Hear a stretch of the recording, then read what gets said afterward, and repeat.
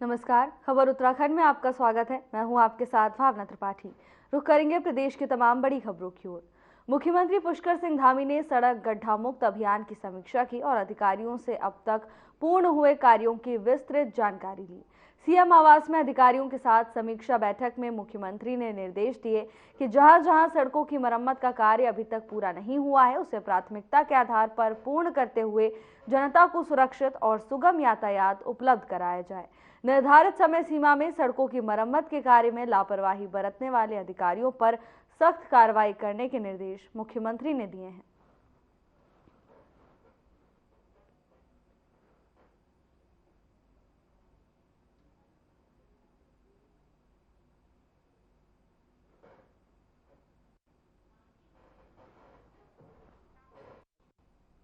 लक्सर में 2 दिवसीय आंचल दुग्ध उत्पादक मेला का आयोजन हुआ। आपको बता दें कि प्रदेश सरकार ने दुग्ध उत्पादकों को प्रोत्साहित और लाभान्वित करने के लिए आंचल दुग्ध उत्पादक मेले का आयोजन किया। तो वहीं दुग्ध उत्पादक मेले में मुख्य अतिथि पूर्व कैबिनेट मंत्री स्वामी यतीश्वरानंद और विशिष्ट अतिथि पहुंचे, जिन्होंने दीप प्रज्वलित कर कार्यक्रम का शुभारंभ किया और दुग्ध उद्योग के महत्व पर जोर दिया और किसानों को प्रोत्साहित भी किया।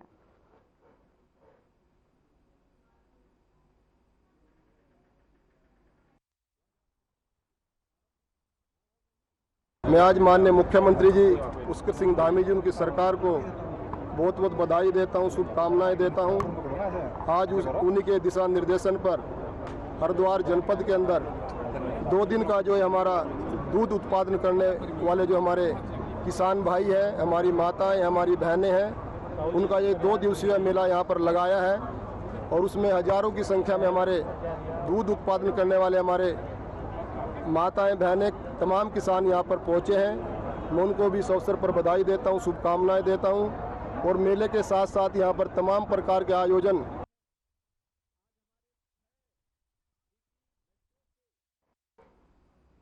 भारतीय जनता पार्टी केंद्रीय नेतृत्व ने केदारनाथ उपचुनाव के लिए 40 स्टार प्रचारकों की सूची जारी कर दी है। बीजेपी प्रदेश मीडिया प्रभारी मनवीर सिंह चौहान ने जानकारी साझा की। उन्होंने कहा कि बीजेपी ने केदारनाथ उपचुनाव के लिए प्रचार अभियान को और अधिक गति देते हुए 40 स्टार प्रचारकों की सूची जारी की है। सूची में प्रदेश के सभी वरिष्ठ नेताओं के साथ केदारनाथ क्षेत्र के वरिष्ठ पदाधिकारियों को स्थान दिया गया है।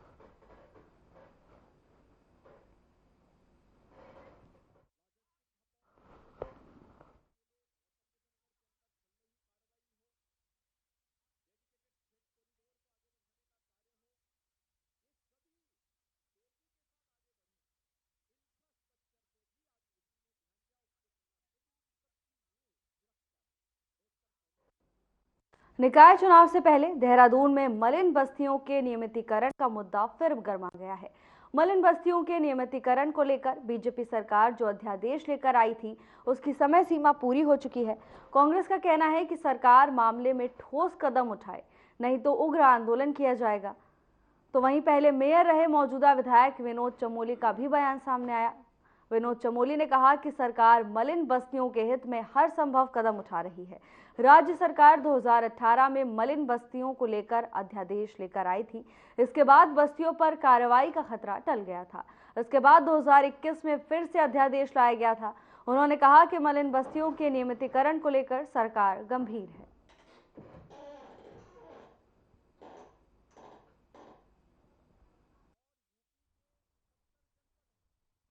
मलिन बस्तियां यथावत रहेंगी। सरकार मलिन बस्तियों के लिए और उसमें रहने वाले लोगों के लिए पूरी तरह से संवेदनशील है। वो हम उनको पूरी तरह से जहां है वहीं पर रहेंगे। उसके लिए जो भी काम है वो करेंगे हम।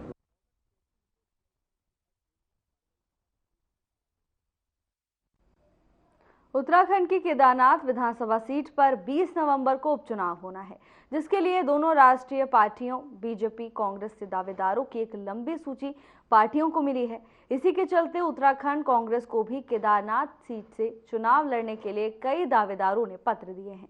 देहरादून में मीडिया से बात करते हुए उत्तराखंड कांग्रेस के प्रदेश अध्यक्ष करण माहरा ने कहा कि पार्टी को 12 से 13 लोगों के आवेदन मिल चुके हैं और केदारनाथ में 3 अलग अलग सर्वे कराए गए हैं, जिनकी रिपोर्ट कांग्रेस हाईकमान को भेजी जा रही है। तो वहीं अभी बीजेपी ने भी अपना प्रत्याशी नहीं उतारा है। कांग्रेस की उस पर भी नजर है, क्योंकि राजनीति में इन सब बातों का ख्याल रखा जाता है। दोनों पार्टी एक दूसरे का वेट कर रही हैं। उन्होंने 24 मार्च तक टिकट पर स्थिति साफ करने की बात कही है।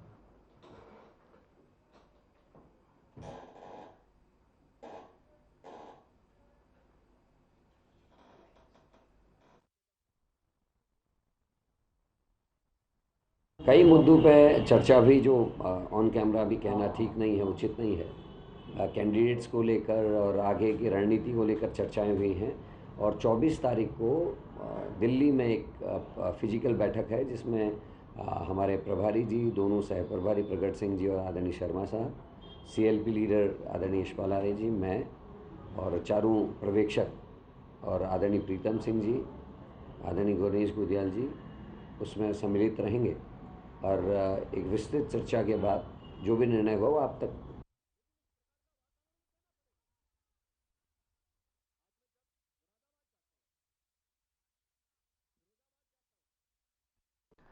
देहरादून से है, जहां केदारनाथ उपचुनाव को लेकर सभी पार्टियां एक्टिव मोड में नजर आ रही हैं। इसी को लेकर कांग्रेस भी पूरी तरह से अलर्ट है। समीक्षा बैठकों का आयोजन किया जा रहा है। आपको बता दें कि 20 नवंबर को केदारनाथ में उपचुनाव होना है, जिसको लेकर सभी पार्टियां अब रणनीति बनाने में जुट गई हैं। लंबी लंबी बैठकों का दौर जारी है। शीर्ष नेतृत्व से लेकर कार्यकर्ताओं तक सभी एकजुट नजर आ रहे हैं। प्रदेश में एक बार फिर से निकाय चुनाव की समय सीमा बढ़ सकती है। प्रवर समिति द्वारा कहा गया है कि अभी समिति की रिपोर्ट तैयार नहीं हो पाई, जिसके लिए समिति अध्यक्ष द्वारा 1 माह का अतिरिक्त समय भी मांगा गया है। इस मुद्दे पर कांग्रेस संगठन और प्रशासन के उपाध्यक्ष मथुरा दत्त जोशी ने कहा कि कांग्रेस पूर्व से ही कहती आ रही है कि प्रदेश सरकार निकाय और जिला पंचायत चुनाव नहीं कराना चाहती। साथ ही उनका कहना है कि प्रदेश सरकार लोकतंत्र को प्रदेश में समाप्त कराना चाहती है। प्रदेश की जनता जो लोकतंत्र में विश्वास रखती है, उनके विश्वास को खत्म करने और जनता के विश्वास को तोड़ने का काम प्रदेश सरकार कर रही है।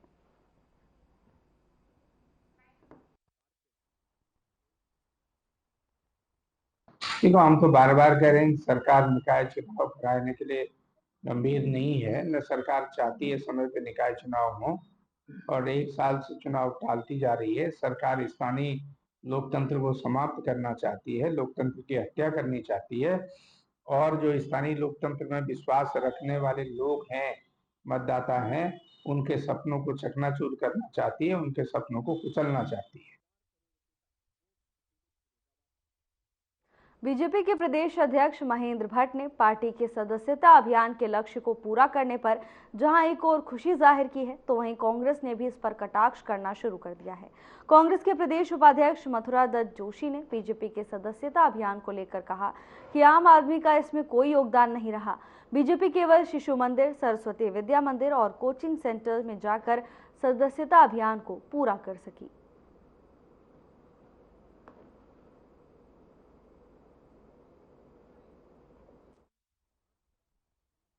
देखिए, हर पार्टी अपने सदस्यता अभियान को ठीक बताती है, भाजपा भी बताएगी, कोई बहुत बड़ी बात नहीं। लेकिन भाजपा की सदस्यता अभियान में इतनी उदासीनता क्यों है? आपने देखा होगा उनके विधायकों को लाले पड़ गए थे सदस्यता अभियान चलाने, जो उनका निर्धारित कोटा था। आज भी जो बूथ के लिए निर्धारित कोटा था, वहां पर उनको सदस्य बनने के लिए आदमी नहीं मिल रहे, मेंबर नहीं मिल रहे। ठीक है, उनकी सरकार है, तमाम जगह के जाके सरकारी मशीनरी का दुरुपयोग करके स्कूलों में जाके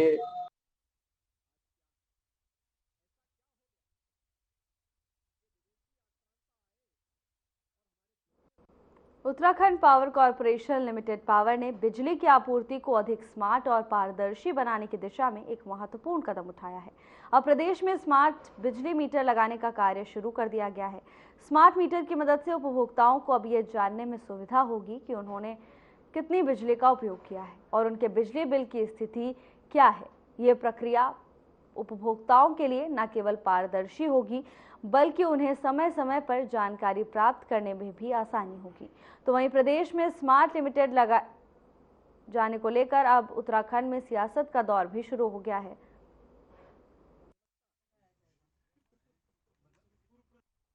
देखिए, कांग्रेस ने ठेका ले लिया है अपराधियों को संरक्षण देने का कांग्रेस ने ठेका ले लिया है भ्रष्टाचार चलते रहने का, कांग्रेस ने ठेका ले लिया है बिजली चोरी होने देने का, और कांग्रेस उसी राह पर आगे बढ़ रही है।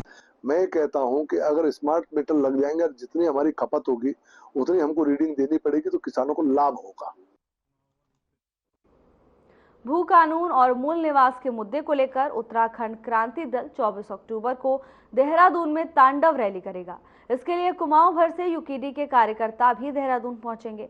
आपको बता दें कि द्वाराहाट स्थित पार्टी के कार्यालय में भू कानून, मूल निवास 1950, प्रदेश की स्थायी राजधानी, गैरसैंण घोषित करने सहित विभिन्न मांगों के लिए 24 को उक्रांद की ओर से देहरादून में तांडव रैली आयोजित होगी। 24 को दून में सीएम आवास का घेराव किया जाएगा। पूर्व केंद्रीय अध्यक्ष त्रिवेंद्र सिंह पवार ने तांडव रैली के संबंध में मीडिया को जानकारी दी। पवार ने कहा कि प्रदेश में अब तक जो भी सरकार बनी उसने राज्य निर्माण की अवधारणा की हमेशा उपेक्षा की है।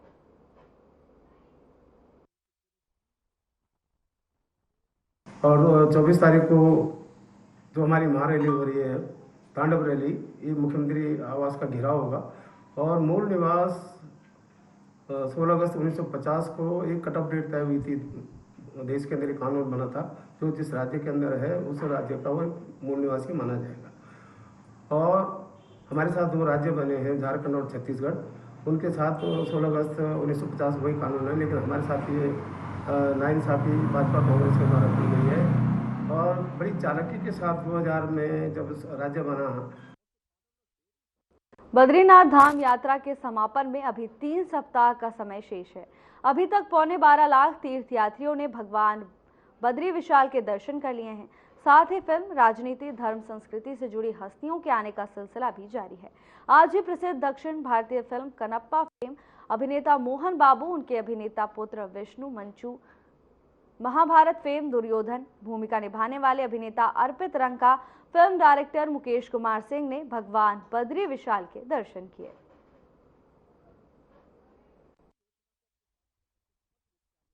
पहली बार सौभाग्य मिला बद्रीनाथ धाम आने का और बहुत बहुत आनंद आया। और मंदिर समिति की जो व्यवस्था है वो मतलब शब्दों में कहा नहीं सकता, बहुत बढ़िया व्यवस्था है और बहुत अच्छा लगा। धन्यवाद।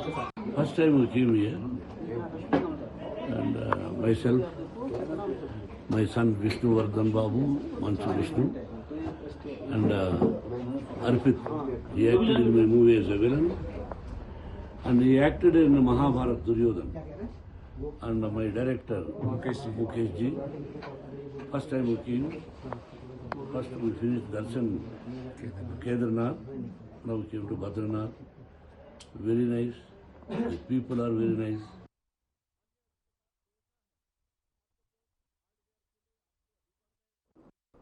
मसूरी देहरादून विकास प्राधिकरण द्वारा देहरादून में ऐसे कार्य किए जा रहे हैं जिससे देहरादून शहर के साथ साथ मसूरी और ऋषिकेश को और ज्यादा बेहतर और विकसित किया जा सके। इसी क्रम में देहरादून में एमडीए द्वारा एक फॉरेस्ट पार्क बनाया गया है। फॉरेस्ट पार्क जो कि 12.5 हेक्टेयर में फैला हुआ है। इस पार्क में बच्चों से लेकर बुजुर्गों तक के लिए सुविधाएं विकसित की गई हैं। खासतौर पर पार्क में बच्चों के लिए स्केटिंग रिंग, भूल भुलैया और एक मिनी पार्क जिसमें उनके खेलने की सभी व्यवस्था है। तो इसके साथ ही जिम और एक मिनी लाइब्रेरी भी मौजूद है। इसके साथ ही एक नक्षत्र पार्क भी उसके अंदर विकसित किया गया है।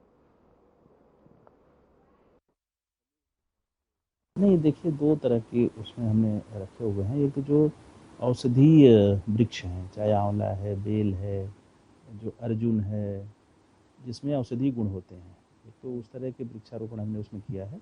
और दूसरा जो नक्षत्रों से संबंधित है, पीपल है या शमी है, ताकि एक तो जो हमारे आने वाली पीढ़ियां हैं उनको भी बताना जरूरी है कि कितने प्रजाति के वृक्ष हैं यहाँ पर, जिनको अधिकतम हम आने वाली पीढ़ी को बता सकते हैं। और साथ ही साथ किसी को अगर पूजा पाठ की दृष्टि से भी वहाँ जाना है तो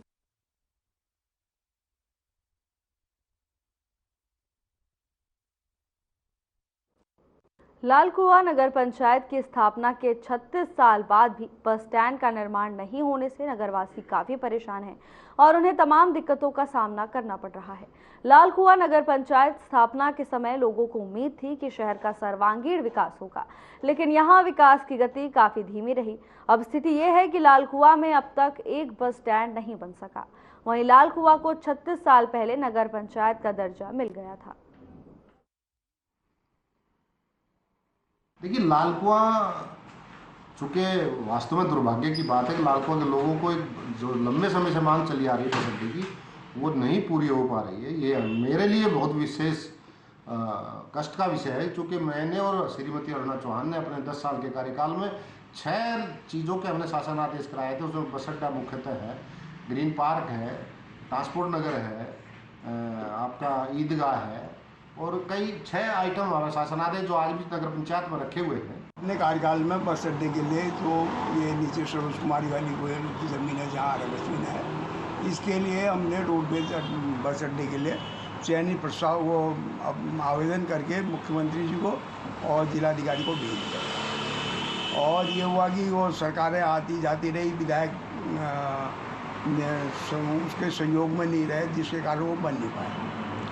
सरकार कांग्रेस की ही रही, लेकिन विधायक जो है कांग्रेस के होने के बाद भी विकास कार्यों पर रुचि नहीं लेते थे। मैं सबसे पहले आपको ये बताना चाहूँगा कि बस अड्डे के लिए मैंने बड़ा लिखा पढ़ी किया, और जो आज हमारे सांसद हैं उनको भी दिया था और विधायक जी को भी दिया था, और हमें जहाँ तक उम्मीद है कि उस पर बहुत तेज़ी से कार्य चल रहा है और बहुत जल्दी ही लाल कुआं को भारतीय जनता पार्टी की सरकार ने पहले भी पूर्व में यहाँ से दिल्ली के लिए बस चलाई थी, और वर्तमान समय बस अड्डा बहुत अत्यावश्यक है, लाल कुआं में होना चाहिए।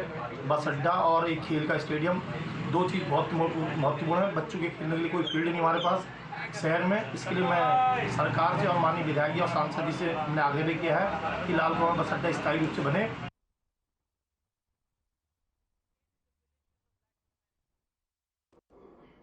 कोतवाली पुलिस ने मारपीट करने के मामले में 2 युवकों के खिलाफ मुकदमा दर्ज किया है। साथ ही मामले की जांच शुरू कर दी है। पौड़ी निवासी युवक अरुण चतुर्वेदी ने पुलिस को तहरीर देकर बताया था कि वो टेका रोड पर घूमने गए थे। मंजीत ओसवाल और उसका साथी प्रदीप पटवाल ने उनके साथ मारपीट शुरू कर दी। किसी तरह उनके चंगुल से वो बचकर उन्होंने जान बचाई। मामले में पुलिस ने मंजीत और प्रदीप के खिलाफ मुकदमा दर्ज कर जाँच शुरू कर दी है। इस तारीख शाम 6 बजे की बात है। मंजीत असवाल और प्रदीप पटवाल ने मेरे साथ मारपीट की। मुझे अलग से लेके गए मारने के चक्कर से। इन्होंने मुझसे मारपीटाई वगैरह की है, अभद्र भाषा का व्यवहार किया है। ऊपर से इन्होंने मुझे धारदार हथियार से मारने की भी कोशिश की गई। साथ ही साथ इन्होंने मेरा वीडियो बनाया है, और एक मार रहा था, दूसरा वीडियो बना रहा था। इनसे मुझे पहले से भी जान की खतरा है। ये 19 तारीख शाम 6 बजे की बात है। मंजीत असवाल और प्रदीप पटवाल ने मेरे साथ मारपीट की। मुझे अलग से लेके गए मारने के चक्कर से। इन्होंने मुझसे मारपीटाई वगैरह की। इसमें तत्काल जो है FIR पंजीकृत कर दी गई है, और जो स्थानीय व्यक्ति थे हमारे, उनके साथ मारपीट का मामला था, तो इसमें अग्रिम वैधानिक कार्रवाई जारी है और विवेचना जो है थाना स्तर से की जा रही है। देखिए, तहरीर के अनुसार जो रेलेवेंट सेक्शन थे BNS के, उनके अंतर्गत मुकदमा पंजीकृत है, और अभी अग्रिम विवेचनात्मक कार्रवाई में अगर कुछ प्रकाश में आता है कि धारदार हथियार या जो भी अन्य धाराएं, तो पटवारी चौकी कह रहे हैं कि थाना के उसमें है, और थाना कह रहा है कि पटवारी चौकी में है, वो कार्रवाई कर रहे हैं। इनका कोई मेडिकल नहीं हुआ। कल ये नशे में धुत थे, बहुत भयंकर धुत थे। इन्होंने जो किया वो। उधम सिंह नगर जनपद के खटीमा में हुई हत्या का पुलिस ने खुलासा कर दिया है। आपको बता दें कि खटीमा के जादोपुर में अनिल राणा की पीट कर हत्या कर दी गई थी। खटीमा कोतवाली पुलिस ने 24 घंटे के अंदर घटना का खुलासा कर दिया। पुलिस के अनुसार हत्याकांड को अवैध संबंधों की वजह से अंजाम दिया गया है।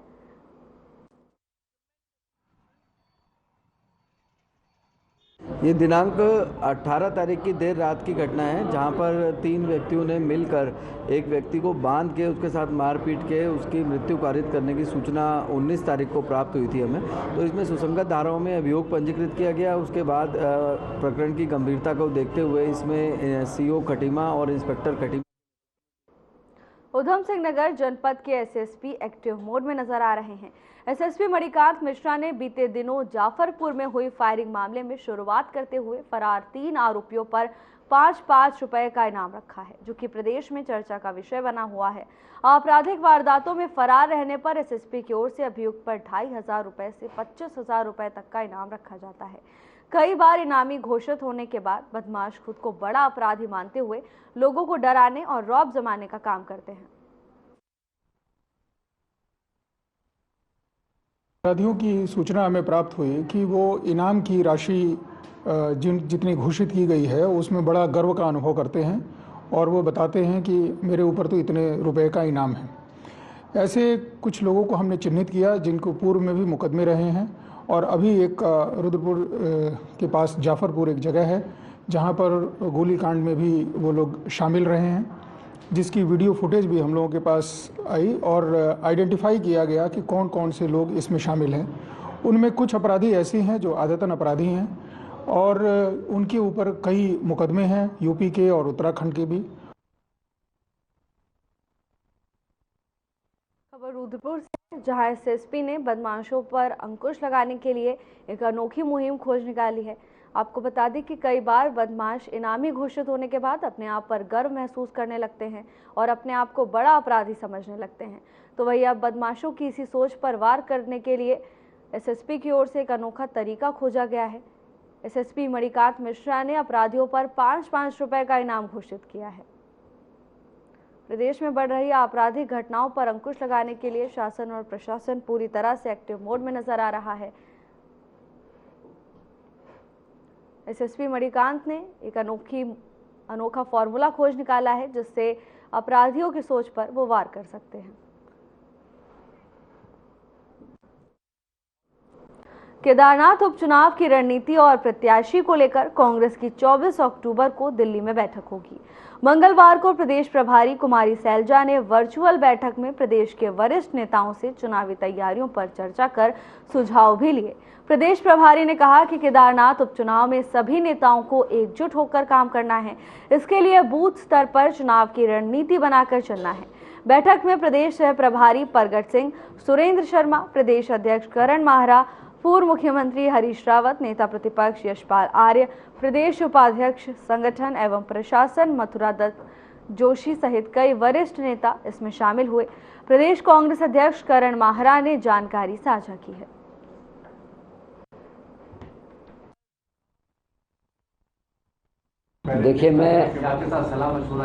देखिए इसमें अब दिल्ली में बैठक में बातचीत होगी।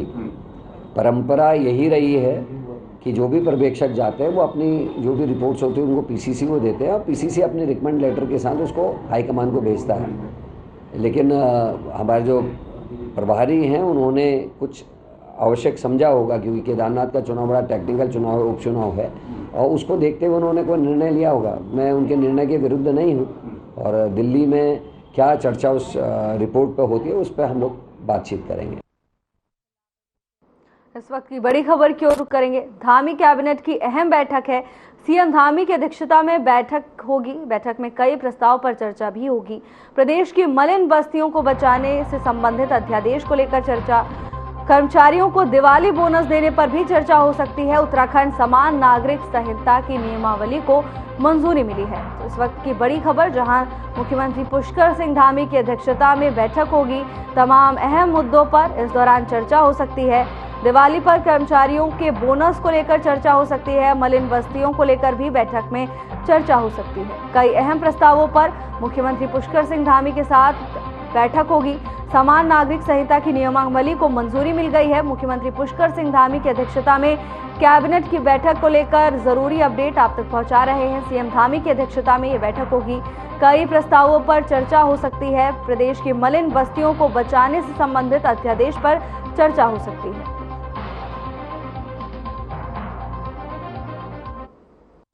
ट्रांसजेंडर सचिन की तरफ से उत्तराखंड किन्नर समुदाय के अध्यक्ष रजनी रावत के खिलाफ नैनीताल हाई कोर्ट में दी गई है। सुरक्षा याचिका पर रजनी रावत ने नाराजगी जताई है। दरअसल ट्रांसजेंडर सचिन उर्फ निशा चौहान का कहना है कि रजनी रावत की तरफ से उन्हें परेशान किया जा रहा है और उनके साथ मारपीट की जाती है, जिसका रजनी रावत ने खंडन किया है। उन्होंने कहा कि ये निराधार और असत्य है। इसके साथ ही उन्होंने कहा कि सचिन सर्जरी से ट्रांसजेंडर बना और अपने साथियों के साथ मिलकर अवैध वसूली करने लगा। लेकिन जब मैंने इसका विरोध किया तो सचिन ने हाई कोर्ट में उत्पीड़न और जनहित याचिका दायर कर दी और मुझे बदनाम किया।